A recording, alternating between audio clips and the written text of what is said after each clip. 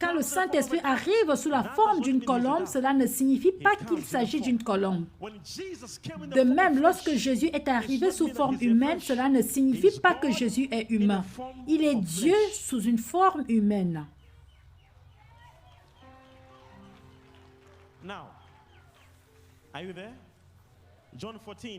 Dans Jean 14, verset 16, la Bible dit, « Et moi je prierai le Père, et il vous donnera un autre consolateur, afin qu'il demeure éternellement avec vous. » Est-ce que vous êtes là? Ceci change déjà toute la déclaration. Je prierai le Père, et il vous donnera un autre consolateur. Dites un autre consolateur. Dites un autre consolateur. Les mots « un autre » ici viennent de deux mots. Hétéros et allos.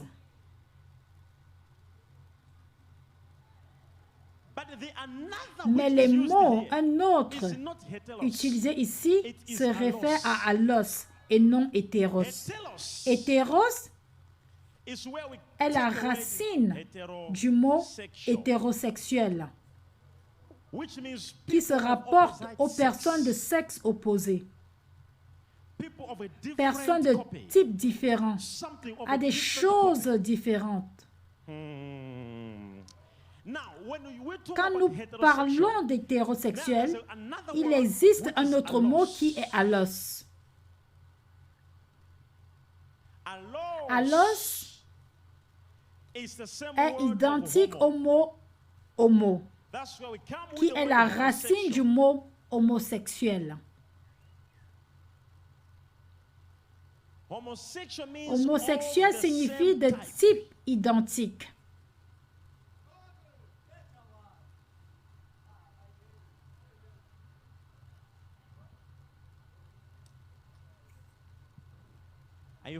Est-ce que vous me suivez? Est-ce que vous me suivez? Quelqu'un se demande, le même Saint-Esprit? Oui, le même Saint-Esprit. Le même Saint-Esprit, nous t'attendons. Alors nous avons un autre. Lorsque Jésus dit, je vous enverrai un autre consolateur, ce qu'il veut dire, c'est qu'il nous enverra quelqu'un d'autre, identique à lui.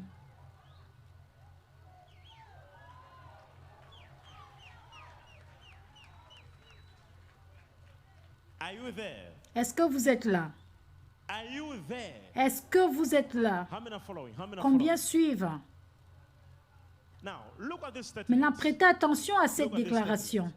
Prêtez attention à cette déclaration. Qu'est-ce qu'il dit nous envoyer?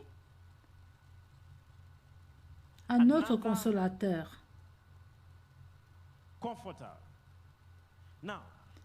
Maintenant, le mot consolateur est issu du mot grec parakletos. Le mot parakletos signifie en fait celui qui se tient à vos côtés.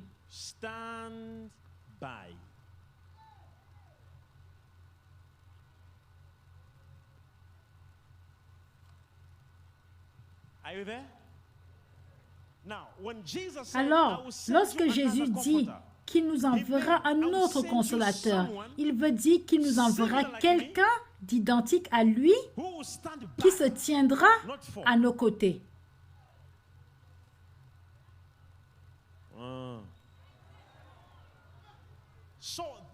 Ce Saint-Esprit se tiendra à nos côtés, ce qui signifie que lorsque vous mangez, il mange avec vous. Lorsque vous marchez, il marche à vos côtés. Il n'y a donc pas de prière qui doit être adressée au Saint-Esprit parce qu'il est là pour vous aider, pour se tenir à vos côtés. Tournons-nous vers Romains 8, 26. Dites Saint-Esprit. Le problème est que vous êtes si seul.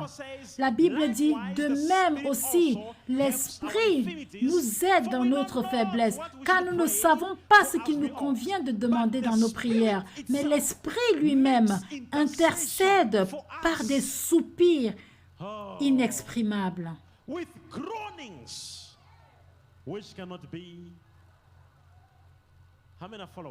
Combien suivent?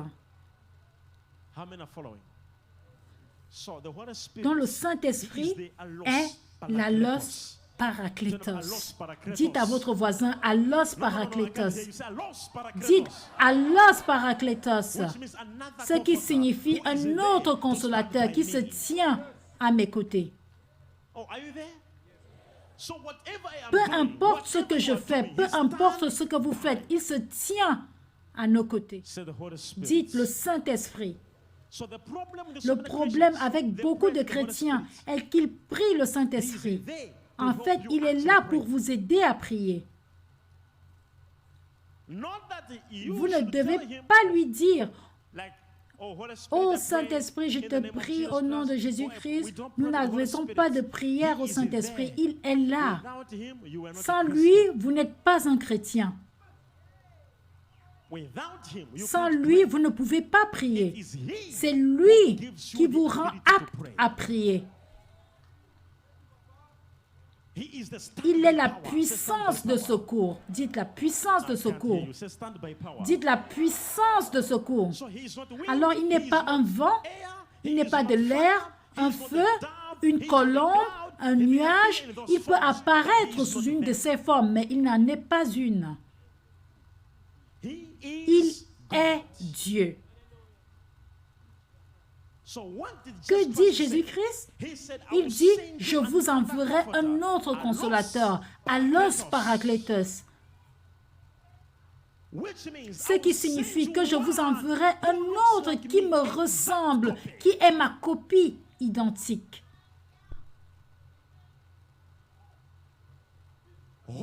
Homo, allos, quelqu'un d'identique, de la même apparence. Il me ressemblera, il sera exactement comme moi. Qu'est-ce qu'il voulait dire? Il faut maintenant aller à Jean 16, verset 16. Là, vous verrez quelque chose d'important. Jean 16, verset 16, la Bible dit, « Encore un peu de temps, et vous ne me verrez plus. Et puis encore un peu de temps, et vous me verrez, parce que je vais au Père. » Lisez ensemble. « Encore un peu de temps, et vous ne me verrez plus. Et puis encore un peu de temps, et vous me verrez, parce que je vais au Père. » Jésus leur dit, « Je m'en vais. Encore un peu de temps, et vous ne me verrez plus. Et puis encore un peu de temps, et vous me verrez. » Il essaie de leur dire qu'il sera le Saint-Esprit qui leur enverra, mais sous une forme spirituelle. Je m'adresse aux mauvaises personnes. Je m'adresse aux mauvaises personnes. Comment? Il leur dit, je m'en vais au Père et je demanderai au Père de vous envoyer le Saint-Esprit. Ensuite, il leur dit encore un peu de temps et vous ne me verrez plus. Et puis encore un peu de temps et vous me verrez. Vous ne comprenez pas cette écriture parce que vous êtes déjà troublés. Laissez-moi vous déconcerter davantage avant de vous apporter la solution. Verset 17, lisez. Là-dessus, quelques-uns de ses disciples dirent entre eux, « Que signifie ce qu'il nous dit? Encore un peu de temps et vous ne me verrez plus. Et puis encore un peu de temps et vous me verrez. Et parce que je vais au Père? » Qu'est-ce qu'il essaie de leur dire?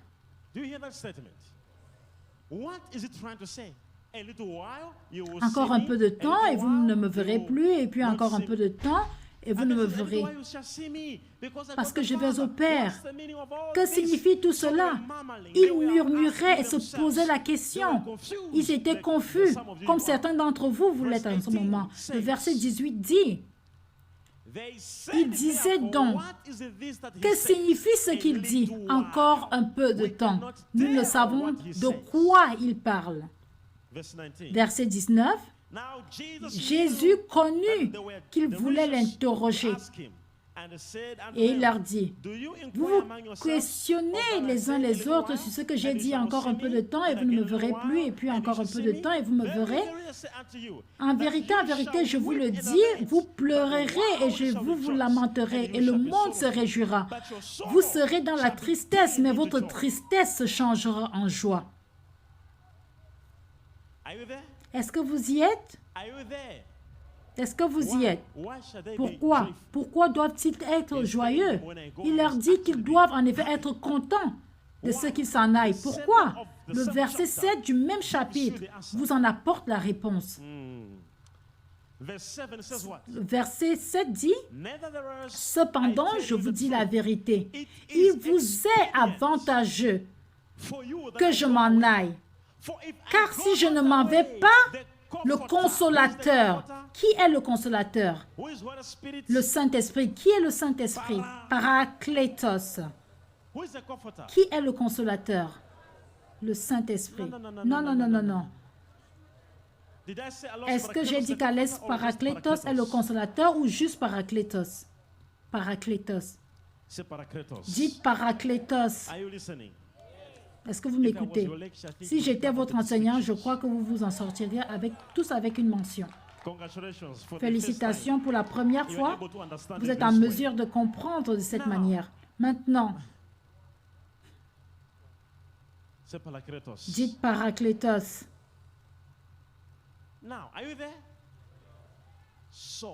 Alors, il dit, comment est-il possible qu'une personne dise aux autres qu'il est bon qu'elle s'en aille? Il dit, je vous dis la vérité, il vous est avantageux que je m'en aille, car si je ne m'en vais pas, le consolateur ne viendra pas vers vous, mais si je m'en vais, je vous l'enverrai. Que signifie tout cela? Il leur dit, il vous est avantageux que je disparaisse dans la chair. Parce que le Saint-Esprit est une copie exacte de Jésus. Si Jésus aime, il aime aussi. Si Jésus guérit, il guérit aussi. Il est une copie exacte de Jésus. À la seule différence que Jésus, à cette période, est venu sous forme humaine.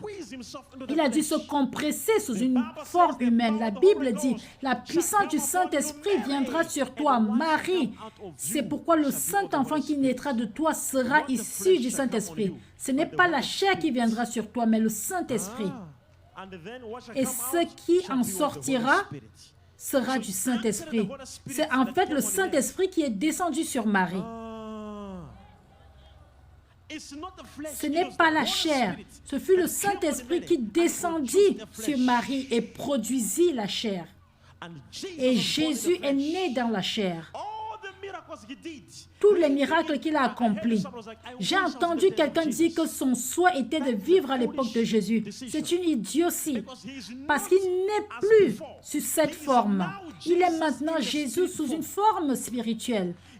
Il n'est plus simplement en Israël. Il est maintenant dans mon cœur, dans votre cœur. Il est revenu sous une forme spirituelle. Lui seul a le Père en lui, le Saint-Esprit en lui. Il porte maintenant le nom du Père, le nom de l'Esprit. Et il est Jésus. La Bible dit, Dieu l'a souverainement élevé et lui a donné le nom qui est au-dessus de tout nom, afin qu'au nom de Jésus, tout genou fléchisse, que toute langue confesse. Alors, il porte le nom du Saint-Esprit et il porte le nom du Père. C'est pourquoi lorsque les disciples baptisaient les gens, ils n'ont jamais dit au nom du Père, du Fils et du Saint-Esprit. Ils disaient, je te baptise au nom de Jésus. Parce qu'à ce moment-là, Jésus leur était déjà apparu sous une forme spirituelle. C'est pourquoi il leur avait dit encore un peu de temps et vous ne me verrez plus parce que je vais au Père. Et après cela, vous me verrez parce que je demanderai au Père de vous envoyer un comme moi qui se tiendra à vos côtés.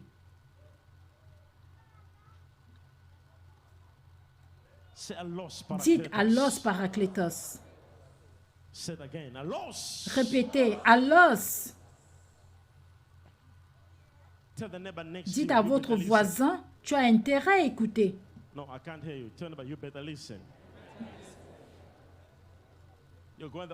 Vous allez au bureau de cette manière et vous dites Allos Parakletos. Et votre ami qui suit également Major One et ses enseignements dira Allos Parakletos en saluant. Allos Parakletos, Allos Parakletos. Qu'est-ce que c'est? J'ai un autre consolateur qui est la puissance de réserve.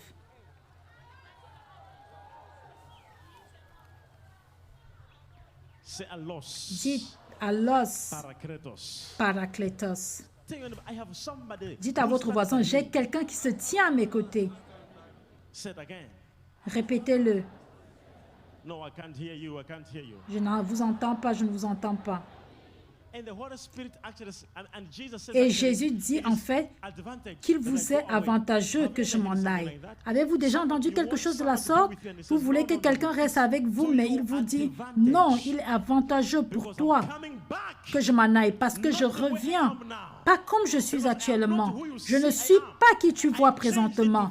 C'est ce en quoi j'ai été changé. Au commencement, j'étais la parole et j'étais avec Dieu. Je suis Dieu. Est-ce que quelqu'un entend?